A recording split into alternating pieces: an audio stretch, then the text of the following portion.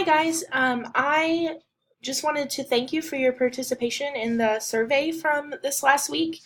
Some of you gave me some feedback on some things that are going well and some things that you might need a little bit more direction on. Something that a couple of people said is that they were confused about the guidelines for the portfolio assignment.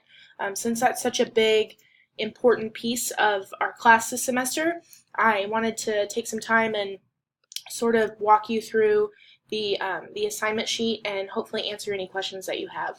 Nobody's emailed me any specific questions, so if this video doesn't answer the questions that you have or meet your needs, just feel free to send me an email and I'll get back to you personally, but I'll try to do just a broad overview and I'll try to be brief. So our portfolio for this semester, you're going to submit 6 artifacts. Ideally, that would take place over the course of the entire semester, 3 of them being due around midterm, and then the other 3 being due December. I think it's in your syllabus, but I believe it's dead week. So you want to be sure and look at that deadline. But you have 6 artifacts due total, 3 for the first half of the semester and 3 for the second.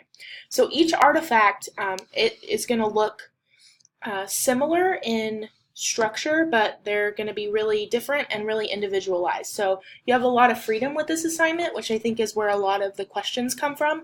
But I really mean for you to have that freedom, and I'm not going to be too nitpicky on anything other than the structure that's in the rubric, which we're about to go through. So the first thing that you're going to have for each artifact is a theme or a topic from this course. So there's some examples here: Maslow's hierarchy of needs, achievement goal theory, the different components of self-determination theory, scaffolding. Many of you have been talking about intrinsic motivation. We've talked about building relationships with students. That would be a good theme or topic to cover. So you're going to identify clearly the theme or topic that you're going to be covering and then briefly describe it. That's going to be about a paragraph in length. There's in the, I'm pointing at my screen, but you can't see that, so let me use my mouse. There's a page in your textbook, page 282, that has a list of different topics or themes that are covered in the course. So if you're having some trouble choosing something, you feel free to go there and look. And then the second thing that you're going to have is really the bulk of the assignment, and you're going to create some sort of application-based activity or application-based paper around the theme that you chose.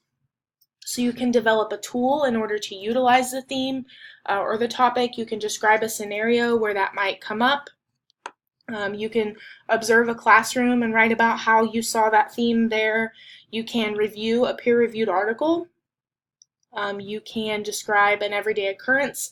I know we have a lot of athletes in this class, and you've done a really great job in your discussion boards of connecting what we've learned motivation-wise into what you do on the field or the court every week. So that's one option.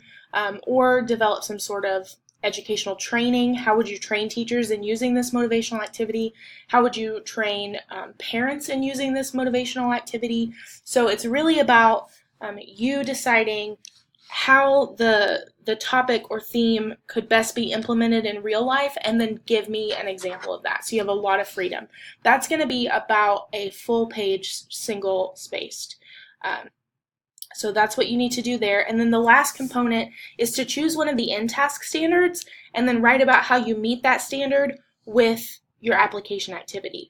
So one of the NTASC standards, Standard 3, the teacher works with others to create environments that support individual or collaborative learning and that encourage positive social interaction, active engagement in learning, and self-motivation. So if you were going to write about self-regulation in cooperative learning groups, then you might be able to relate it back to standard number 3, and you would just tell me in a paragraph how that connection is clear for you.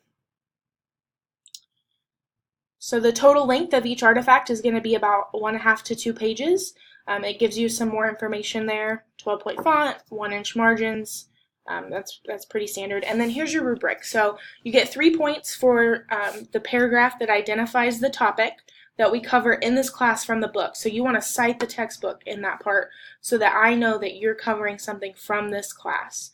and then you get the bulk of your points from the application piece, and then you'll get 3 points for the paragraph that relates it to the teaching standard.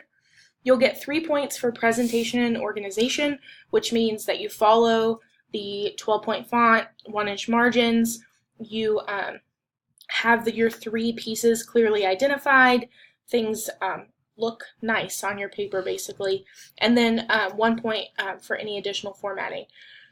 It's asked that you submit your artifacts using the file name template that's right here. So j.smith artifact 1, artifact 2, artifact 3. That way when Dropbox organizes them, it shows me them in order. So please use this, and then that's where that additional point will come from. And then if you have any questions, as always, feel free to send me an email. I hope that helps some of you that mentioned in the survey that this is something that you might be struggling with. If there's other things that you're struggling with, please log in and take that survey. It doesn't close, and I'll check it occasionally for at least the next week or so. So hopefully that helps. I will talk to you guys soon.